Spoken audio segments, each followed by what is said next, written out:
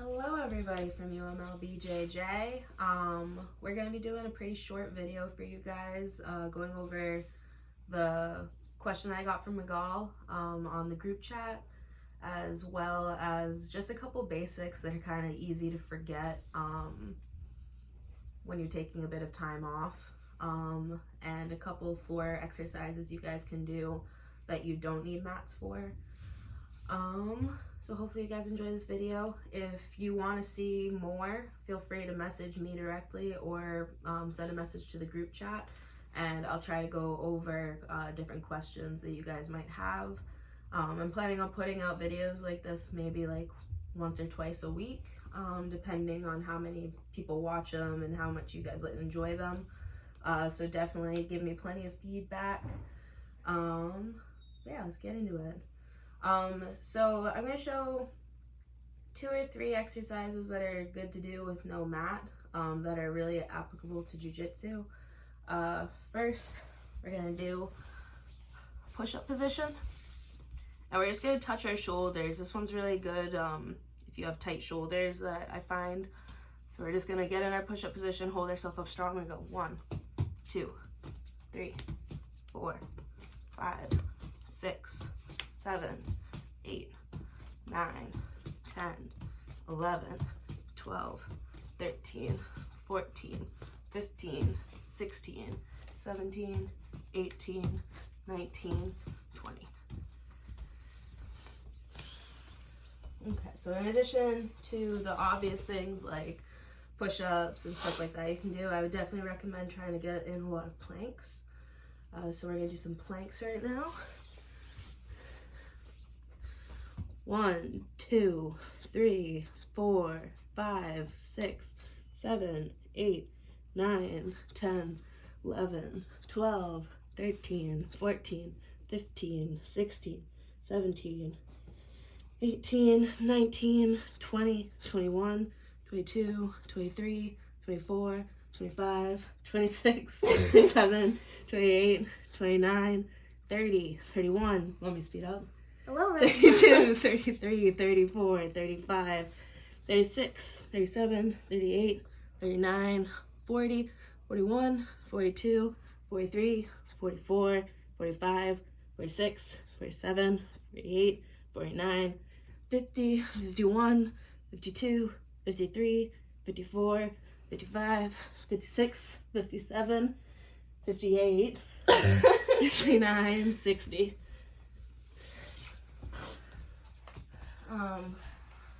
So this last one's kind of like those bear crawls with the kickouts that we do long ways on the mats for our warm-ups, but we can do it in place. So what I'm going to do is get up in a push-up position, but I'm going to have my feet a little wider. I'm just going to practice doing my kick out. 1, 2, 3, 4, 5, 6, 7, 8, 9, 10. I'd recommend doing more of those, but we're kind of limited on space to do it together. So let's get into our techniques. So the question I received from Miguel was about the butterfly setups that we were doing the last couple weeks of classes. So we're going to go over a couple of those, but more specifically we're just going to talk about how we trap that arm to prevent them from posting.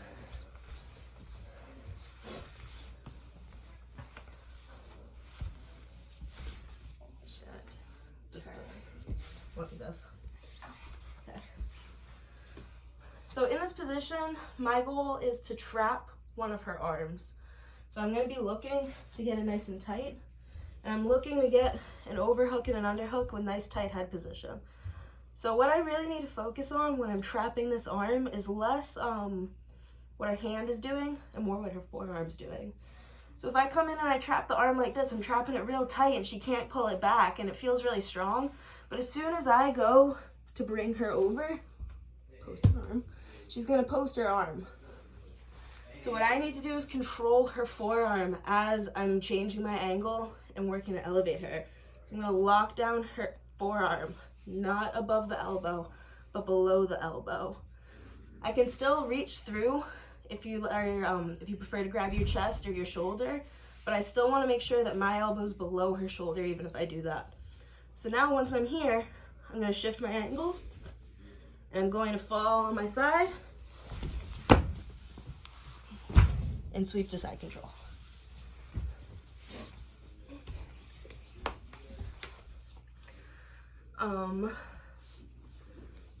So that was the specifics of Miguel's question. We went over a couple different variations on that butterfly sweep in the weeks leading up to spring break. So if anyone would like to see that full set of sweeps that we did, let me know and I'll make another video with those. But for this video, I want to just stick to more of the basics because I think that's a bit easier to visualize with no partner to drill with. So we're going to be going over pretty much the guard pass that we all start with, the knee slice. So I'm going to start me as guard.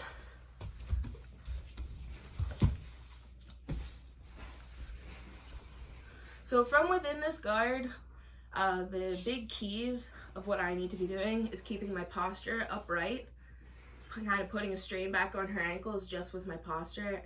The purpose of this is also preventing her from using her legs and her arms to pull me down. So what I want to avoid is this happening. Once my posture has been taken away from me, she's kind of in control of when I'm going to get it back, and she's also in control of a lot of the balance and ability to sweep of this position. So what I want to do is make sure that I'm keeping my back nice and straight, my chest up, good posture, and from here I'm going to start framing. So if you're tall and you have long arms, we can frame in the armpits. If you're a little bit shorter, we can frame on the rib cage, or you can frame up on the hips. All of these are perfectly fine. The main thing that you want to avoid is letting our elbows come out like this. Once my elbows are out like this, she has a lot of control, even if I'm doing a good job keeping my posture. So I want to keep everything nice and tight and keep my posture up. Now that I'm kind of at point 0 of our guard pass, I can start to work to break the guard and start moving past her legs. So I'm going to maintain my posture and my framing this whole time I do this. But what I want to do is start trying to wedge my knees kind of into her butt to put additional strain on her legs. So now, as I'm leaning back to keep my posture up, with the frame of my knees and the frame of my arms, I can already feel her ankles coming to crack. So once I have my position with my legs, I'm going to start working to bring my hand back and turn one leg out. When I turn that leg out, I'm going to push down after the crack, and I'm going to come up for my knee slice. The big thing that I want to make sure I am being cognizant of while I'm coming up for my knee slice is controlling the position of her knee and blocking her knee from coming through as a knee shield with my elbow. So I want to keep my elbow tight in on the ribs. I'm keeping the grip on the hip. When I'm coming up for my knee slice, I need to be working with both legs at once. So I don't want to come up with one leg and then bring the other leg. I want to bring both up at the same time, kind of like I'm coming up on a surfboard. Another thing to be really aware of is where my leg is. If I'm all the way down here, I'm giving her a lot of room to turn into me and start to try to get her knee shield or dig out an underhook so she can try to take the back. I don't want to let that happen, or she's going to be able to pass or take my back. So I'm keeping my control tight. I'm putting a lot of pressure down with my thigh, nice and high up on her thigh. And now I'm going to start looking for an overhook and an underhook. My underhook is going to be on my far side. My overhook is on my near side. So I'm going to be digging, elbow to the mat. I'm bringing my chest and my head down nice and tight. I don't want to be trying to pass like this. Now, with my overhook, I'm going to baseball slide through. And now I can turn in from my kesakatame to my side control.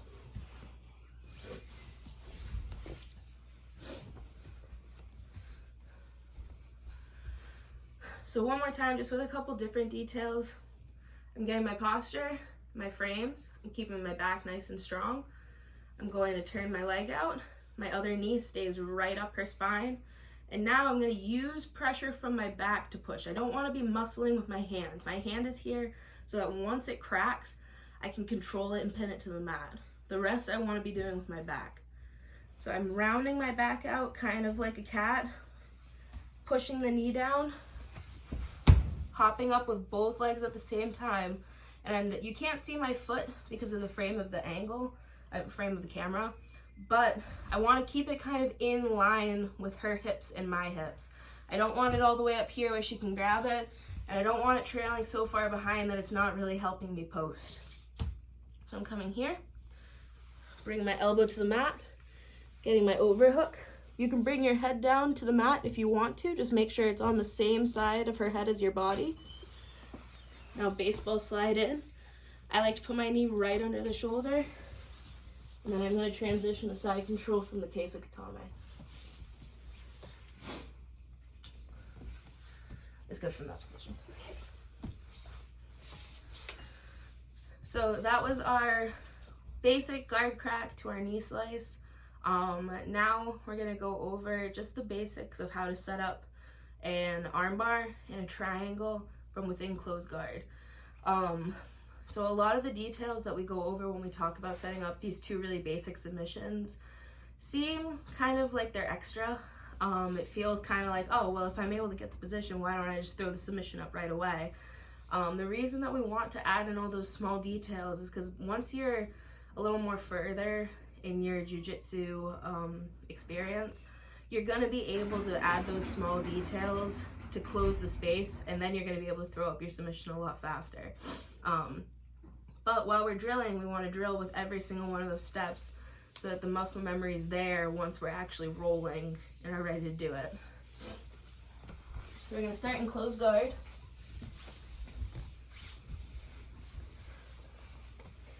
So Mia's going to be doing everything that we were just talking about when we were talking about closed guard. She's going to be sitting up, she's going to be pressuring against my legs, she's going to be keeping good posture.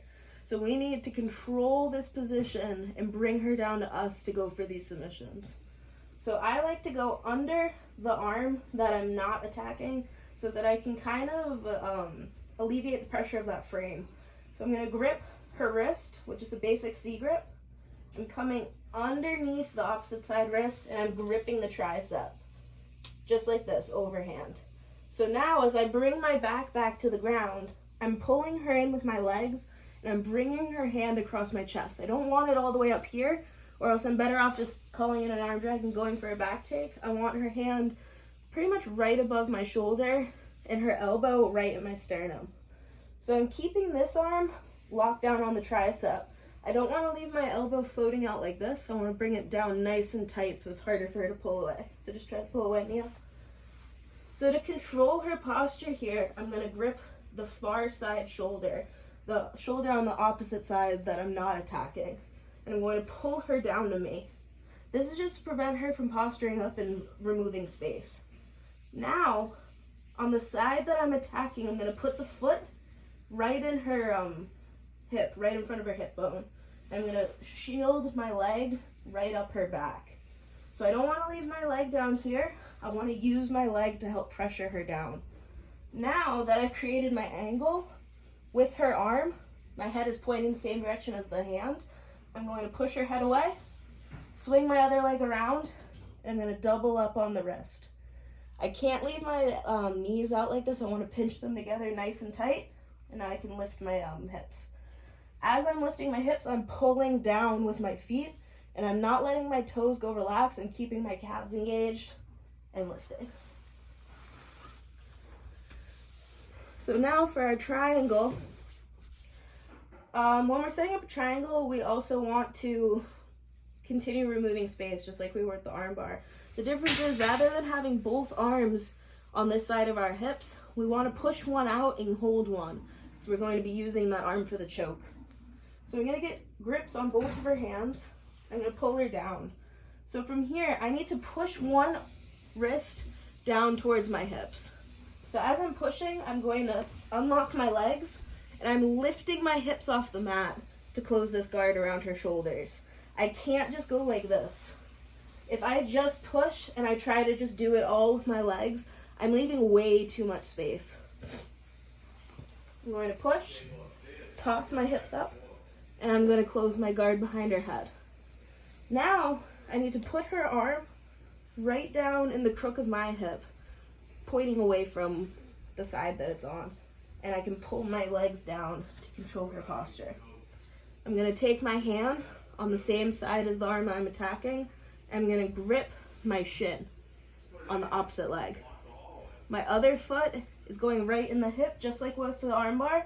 I'm going to change my angle in the same direction her hand's pointing in, just like with the arm bar. I want to be able to cut this angle so deep that I can reach under her leg on this side to tighten my triangle. Once I create the angle I'm looking for, I bring my leg right over and I elevate my hips.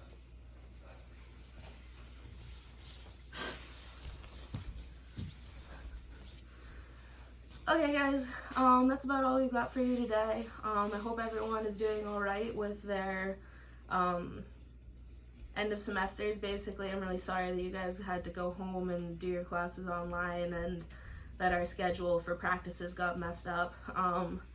Hope everyone's doing all right in quarantine and having a good time anyways. Like I said at the beginning of the video, if you have anything specific you want to see, whether it's just exercise related, or if it's jiu-jitsu related, or even like stretching, feel free to send me a message or to send it to the group chat, and if I have an answer, I'll give it to you, and if not, I'll try to find you a really awesome resource that does. So stay safe guys, stay clean, bye.